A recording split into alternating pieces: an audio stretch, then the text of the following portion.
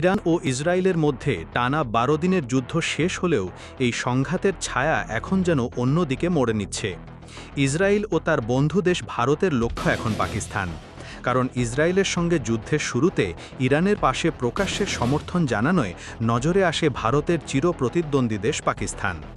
এছাড়াও ভারত পাকিস্তানের যুদ্ধে পাকিস্তানের কাছে হেরে যাওয়াটা এখনও মেনে নিতে পারছে না মোদি সরকার।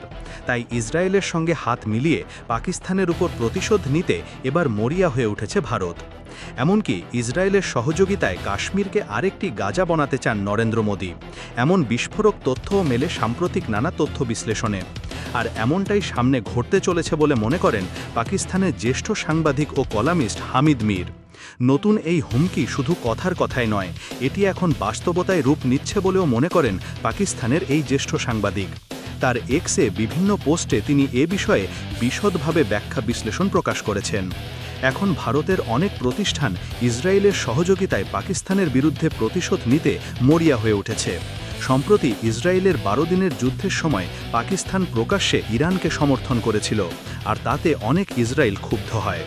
এই অবস্থাকে কেন্দ্র করে ভারত ইসরায়েলের জোটের মধ্যে পাকিস্তান বিরোধী পরিকল্পনার ইঙ্গিত স্পষ্ট হয়ে উঠেছে।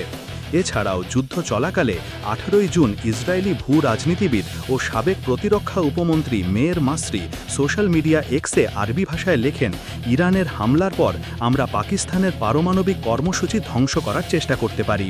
আর তার এই বক্তব্য তখন পাকিস্তানিদের মধ্যে উদ্বেগের সৃষ্টি করে। একই সময় অনেক ভারতীয় অ্যাকাউন্টও এই ধরনের হুমকি ছড়াতে থাকে।